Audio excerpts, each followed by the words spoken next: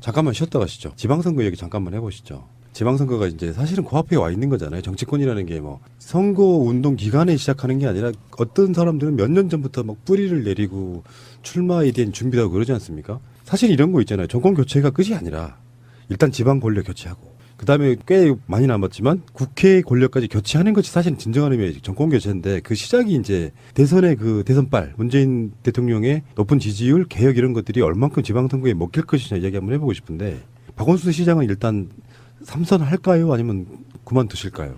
제가 요즘에 우리는 집권 야당이다라고 얘기를 집권 야당, 네. 하거든요. 건건사사 의석수 때문에 지금 법안 처리도 안 되고 계속 이제 끌려다니는 형국이잖아요. 그래서 집권 야당인데 집권 여당으로 되는 첫 번째가 내년에 지방선거, 보궐선거와 지방선거고 그다음에 집권 여당으로 가는 그 확고한 그 기준점이 그 다음에 있을 총선이잖아요. 그러니까 그 전에 지도부 교체가 있는 거고요. 내년에. 그러면 이제 내년 지방선거에서 승리가 문재인 정부의 성공과 그 이후에 저희가 그 집권을 연장하는데 바로미터잖아요. 그래서 저는 박원순 시장이 세 번째 도전할 거다라고 보죠. 박원순 시장이 대선을 꿈꾸신다고 해도 사실은 대통령 임기와 지방선거 임기가 거의 맞아떨어지는 딱 그 지점에 있어가지고 아주 맞죠. 네, 제대로 끝내놓고 출마를 하는 것이 훨씬 더 유리할 거라고 봐서 그러면 당내에서 서울시장 노리시는 분들은 사실 헛물 켜는 거다 일단은 그렇게 보거든요.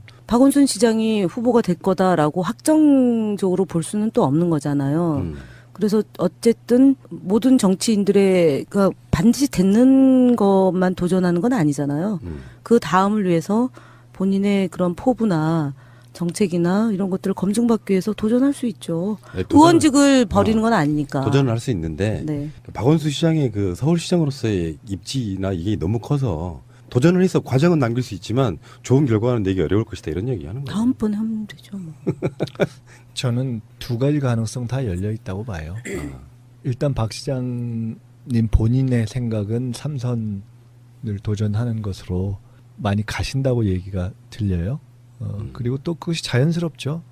자연스러운데 또 한편으로는 글쎄 이게 뭐 정치를 알 수 없으니까 그래서 다른 선택을 할 가능성도 저는 꼭 없지는 않은 거 아닌가 이런 생각이 들어요. 예. 그러면 내년에 보궐선거도 있고 뭐 여러 가지 있기 때문에 상당히 또 다채로운 가능성이 열려 있어서 저는 아직은 조금 결론 내기 이른 거 아닌가 생각합니다. 자, 이제 내기 비슷한 거잖아요. 우리가 지난해 내기 여러 번 했는데, 네. 출마의 삼선 가능성이 높다고 봐요. 근데 내가 그냥 여기서 딱 그렇게 하면 좀 재미없잖아요. 여거 아니에요. 김민석 원장이 굉장히 묘한 지점이 있어요. 원장님이 뭐냐면은 임기 4년하고 5년이 복수로 겹치는 해들이 있잖아요. 5 곱하기 4와 4 곱하기 5가 교묘한 시점인데 그 첫 시작이 우리 원장님이었어요. 노무현 대통령 당선되던 그 시점하고 서울시장 출마하던 시점이 같은 해였잖아요. 2002년. 그리고 이게 4바퀴를 돌고 한쪽에서 5바퀴를 돌아서 다시 만나는 지점이거든요. 그게 나중에 끝나면 임기는. 그러니까 그때 30대 초반에 출마하지 않으셨어요. 서울시장이 그것도 당 30대 후반. 여당 대표로? 30대 후반이었어요? 예. 야, 정말 대단한 일 하셨네요. 에이구. 출마 한 것만. 에이구. 근데 저는 궁금한 게 이런 게 참, 있어요. 도전 정신이. 우리 대변인님 가만히 계셔야 돼. 네. 이 제가 드리는 말씀에는 뭐냐면 어느 자리마다 계속 한마평 오르시는 분 있잖아요. 심지어 뭐 아까 제가 저번에 지난 방송에서 벤처 뭐 장관 후보에도 올라가셨다고 하는 그분 박영 그분 있잖아요. 그분은 끊임없이 서울시장 출마 설이 또 나오잖아요. 또 보면 실제로 박원순 시장하고 붙었던 분이기도 하고. 그렇죠. 근데 정치적으로 서울시장이 갖는 의미가 그렇게 커요?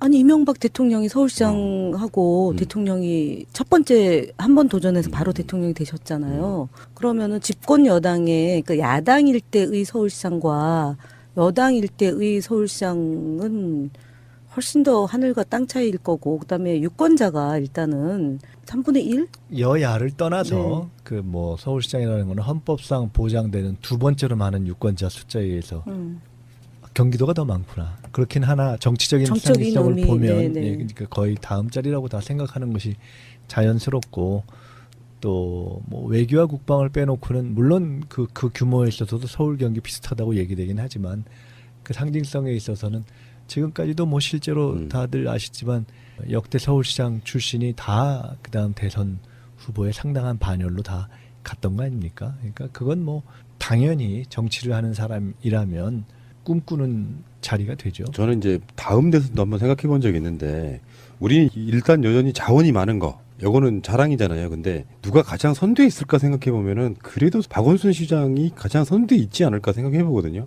임기도 만약에 3선을 마치고 나면 그러면 이제 경기도지사 이재명 시장 출마한다고 했으니 근데 경기도지사는 원래 기본적으로 노리는 분도 굉장히 많았는데 민주세력이 꽤 오랜 시간 동안 못 가져왔잖아요. 단골 출마자이셨던 우리 김진표 의원도 좀 계시고. 아니, 경기도 넘어가기 전에 시비 한 번만 걸게요. 예, 제가. 예. 박 시장님이 3선을 하는 것이 뭐 좋지 않다라든가 또 그렇게 했을 때 그 다음에 예를 들어 본인이 이렇게 계속 꿈을 갖고 이렇게 갈 경우에 그 다음 대선을 하는데 도움이 안 된다 이런 뜻이 아니고 꼭 서울시장 3선을 하면 대선에 더 유리하다. 저는 그렇게는 보지 않아요. 그것에 대해서는 정치라는 것은 역동성이 있기 때문에 경우에 따라서는 전혀 다른 길을 선택하는 것이 더 막 다양한 어떤 역동성을 창출할 수도 있고 일단 저는 그렇게 봅니다. 그래서 그거는 대선이라는 것만 놓고 생각한다면 그건 전 다른 선택도 있을 수 있다고 봐요. 근데 현직의 존재감이라는 게 무시 못하잖아요. 현직에 있어서의 존재감, 전직 뭐 이런 것보다 우리 전 의원님보다 민주연구원장이 훨씬 낫지 않습니까? 조용히 있을게요. 근데 문제는 경기도지사나 현재 여론이라 그러면 서울시장 같은 경우는 사실 무리 없이 가져올 수도 있을 것 같은 느낌이지만 인물만 좋다면 영남권의 이제 광역단체장을 민주세력이 가져오는 올 수 있는 시기도 한번 기대할 수 있잖아요. 부산시장 정도라면. 부산하고 경남 예. 부산, 도지사는 경남 다 뭐, 예. 생각해 볼 수 있죠. 지금. 더군다나 이제 호남권에 있어서의 모든 광역부터 시작해서 기초까지 다 더불어민주당이 쓸게 된다 그러면 이거는 자연스럽게 정치판 물갈이 되는 거 아닐까요? 물갈이가 다 되는 건 아니죠. 총선에서 다수 의석을 해서 저희가 하고 싶은 국정개혁의 과제를 법안으로 뒷받침하는 게 중요하잖아요. 지방 권력이 아무리 저희가 다 하더라도 안 되는 게 있으니까 광주, 전남, 전북 뭐 전북은 기왕에 이제 우리가 하고 있는 거고요. 전남, 광주는 뭐 지금 국민의당 지지도로 보면 게임이 안 될 수 있는 거죠. 전망은 일단은 밝고 이 지지율을 아까 초반에 지지율 얘기를 했지만 이게 어떤 추세로 계속 빠지는 게 아니라 등락을 유지하면서도 우리가 원장님이 늘 말씀하시는 거 60% 이상 넘으면 사실 여론조사로 의미는 별로 없다. 압도적이라고 말할 수 있는 거지 않습니까? 지지율 유지가 한 뭐 50% 이상만 돼도 아주 훌륭한 거 아닐까요? 아, 그렇죠. 그런 얘기를 해요. 누가 선거에 있어서 대선 이후 새 정부 출범하고 1년 후에 일어나는 선거잖아요.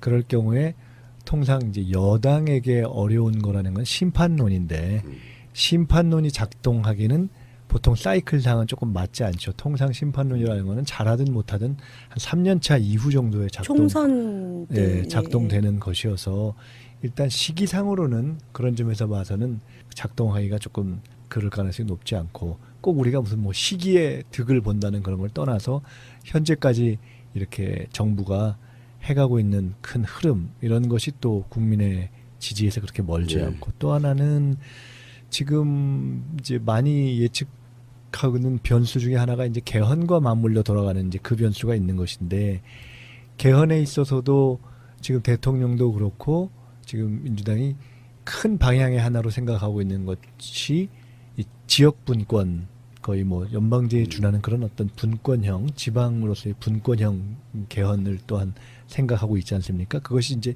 실제로 어떻게 될 거냐 하는 것은 이후에 여러 가지 정치적인 거를 현실적으로 봐야 되겠지만 그것이 큰 틀에서 지방의 발전이라는 지역 발전, 지방 자치라는 관점에서 보면은 같이 가는 프레임이거든요. 그러니까 그것이 현 정부의 기조와도 맞는다는 점 등등등을 놓고 보면 저희가 하여간 그 다음에 이제 거기에 당연히 아까 말씀한 것처럼 인물군도 많고 해서 저희가 뭐 크게 이렇게 자만하지 않고 노력하면 절반의 정권 교체에서 이 지방 권력까지 안정적으로 이렇게 정착 개혁적인 세력들이 정착하는 데 있어서 상당히 기대해 볼 만하다. 김현 대변인께서 그런 얘기 하셨는데 공감이 좀 됐거든요. 그러니까 뭐냐면은 실수라는 게 큰 실수하지 않고 이 추세대로만 계속하면 지방선거 승리. 그러니까 조기숙 교수가 분석에 의하면 그렇게 얘기하시더라고요. 정권 초기에 이 선거들은 대부분 여당이 이길 수밖에 없다. 만 1년 정도 그 기간에 큰 실수만 하지 않으면 무조건 이기는 선거인데 엄청난 지지율로 가다 보면 정말 압승할 수도 있다. 뭐 이런 분석도 있으셨고요. 알겠습니다. 지방선거 이야기는 앞으로 계속 더 해야 될 것 같아요. 그 시간이 나가. 그런 다른 선택도 있을 수 있다고 봐요. 근데 현직의 존재감이라는 게 무시 못하잖아요. 현직에 있어서의 존재감, 전직 뭐 이런 것보다 우리 전 의원님보다 민주연구원장이 훨씬 낫지 않습니까? 조용히 있을게요. 근데 문제는 경기도지사나 현재 여론이라 그러면 서울시장 같은 경우는 사실 무리 없이 가져올 수도 있을 것 같은 느낌이지만 인물만 좋다면 영남권의 이제 광역 단체장을 민주 세력이 가져오는 올 수 있는 시기도 한번 기대할 수 있잖아요. 부산시장 정도라면. 부산하고 경남 예. 부산, 도지사는 경남 다 뭐, 생각해 볼 수 있죠. 지금. 더군다나 이제 호남권에 있어서의 모든 광역부터 시작해서 기초까지 다 더불어민주당이 쓸게 된다 그러면 이거는 자연스럽게 정치판 물갈이 되는 거 아닐까요? 물갈이가 다 되는 건 아니죠. 총선에서 다수 의석을 해서 저희가 하고 싶은 국정개혁의 과제를 법안으로 뒷받침하는 게 중요하잖아요.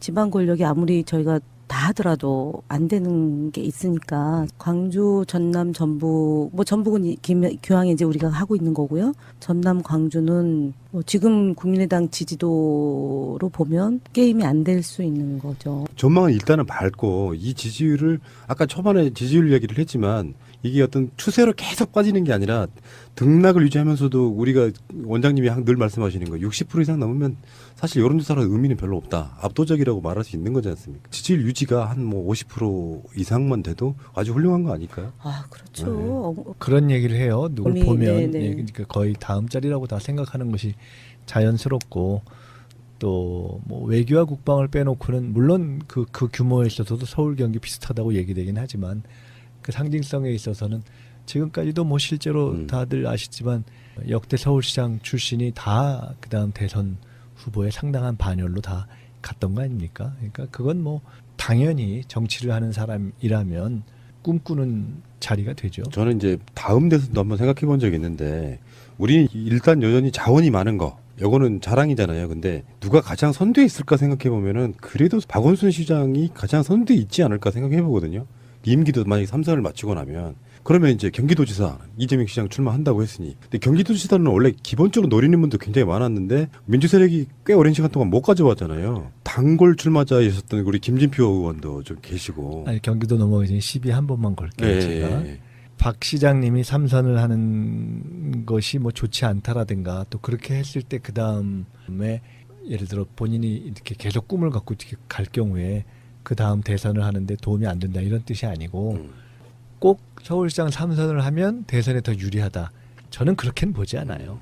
그것에 대해서는 정치라는 것은 역동성이 있기 때문에 경우에 따라서는 전혀 다른 길을 선택하는 것이 더 막 다양한 어떤 역동성을 창출할 수도 있고 일단 저는 그렇게 봅니다. 그래서 그거는 대선이라는 것만 놓고 생각한다면 그건 저라고 봐서 그러면 당내에서 서울시장 노리시는 분들은 사실 헛물 켜는 거다 일단은 그렇게 보거든요. 박원순 시장이 후보가 될 거다라고 확정적으로 볼 수는 또 없는 거잖아요.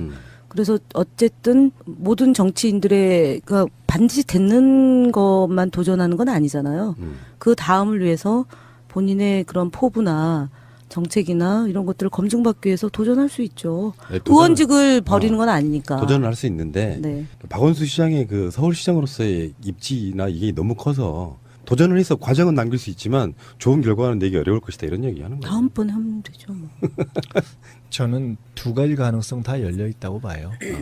일단 박 시장님 본인의 생각은 3선을 도전하는 것으로 많이 가신다고 얘기가 들려요. 그리고 또 그것이 자연스럽죠. 자연스러운데 또 한편으로는 글쎄 이게 뭐 정치를 알 수 없으니까 그래서 다른 선택을 할 가능성도 저는 꼭 없지는 않은 거 아닌가 이런 생각이 들어요. 예. 그러면 내년에 보궐선거도 있고 뭐 여러 가지 있기 때문에 상당히 또 다채로운 가능성이 열려 있어서 저는 아직은 조금 결론 내기 이른 거 아닌가 생각합니다. 자, 이제 내기 비슷한 거잖아요. 우리가 지난해 내기 여러 번 했는데, 네. 출마에 3선 가능성이 높다고 봐요. 근데 내가 그냥 여기서 딱 그렇게 하면 좀 재미없잖아요. 여고 아니에요. 김민석 원장이 굉장히 묘한 지점이 있어요. 원장님이 뭐냐면은 잠깐만 쉬었다 가시죠. 지방선거 얘기 잠깐만 해보시죠. 지방선거가 이제 사실은 코앞에 와 있는 거잖아요. 정치권이라는 게 뭐 선거 운동 기간에 시작하는 게 아니라 어떤 사람들은 몇 년 전부터 막 뿌리를 내리고 출마에 대한 준비도 하고 그러지 않습니까? 사실 이런 거 있잖아요. 정권 교체가 끝이 아니라 일단 지방 권력 교체하고 그다음에 꽤 많이 남았지만 국회 권력까지 교체하는 것이 사실은 진정한 의미의 정권 교체인데 그 시작이 이제 대선의 그 대선발 문재인 대통령의 높은 지지율 개혁 이런 것들이 얼만큼 지방선거에 먹힐 것이냐 이야기 한번 해보고 싶은데 박원순 시장은 일단 삼선할까요? 아니면 그만두실까요?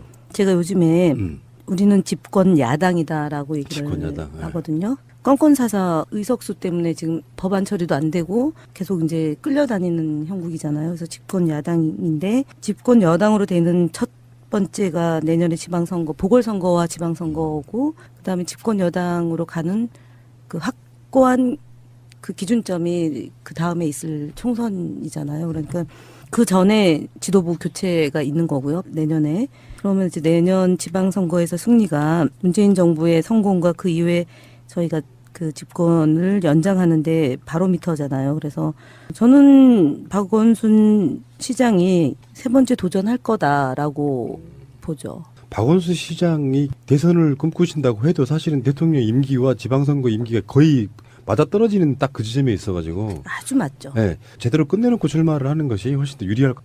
임기 4년하고 5년이 복수로 겹치는 해들이 있잖아요. 5 곱하기 4와 4 곱하기 5가 교묘한 시점인데 그 첫 시작이 우리 원장님이었어요. 노무현 대통령 당선되던 그 시점하고 서울시장 출마하던 시점이 같은 해였잖아요. 2002년. 그리고 이게 4바퀴를 돌고 한쪽에서 5바퀴를 돌아서 다시 만나는 지점이거든요. 그게 나중에 끝나면 임기는. 그러니까 그때 30대 초반에 출마하지 않으셨어요. 서울시장에 그것도 당 30대 후반. 여당 대표로? 30대 후반이었어요? 후반. 예. 야, 정말 대단한 일 하셨네요. 에이구, 출마 한 것만. 에이구. 근데 저는 궁금한 게 이런 게 참 있어요. 도전 정신이 우리 대변인님 가만히 계셔야 돼. 네. 이 제가 드리는 말씀에는 뭐냐면 어느 자리마다 계속 한마평 오르시는 분 있잖아요. 심지어 뭐 아까 제가 저번에 지난 방송에서 벤처 뭐 장관 후보에도 올라가셨다고 하는 그분 박영 그분 있잖아요. 네네네. 그분은 끊임없이 서울시장 출마설이 또 나오잖아요. 또 보면 실제로 박원순 시장하고 붙었던 분이기도 하고. 그렇죠. 근데 정치적으로 서울시장이 갖는 의미가 그렇게 커요? 아니 이명박 대통령이 서울시장하고 대통령이 첫 번째 한 번 도전해서 바로 대통령이 되셨잖아요. 그러면은 집권 여당의 그 야당일 때의 서울시장과 여당일 때의 서울시장은 훨씬 더 하늘과 땅 차이일 거고 그다음에 유권자가 일단은 3분의 1?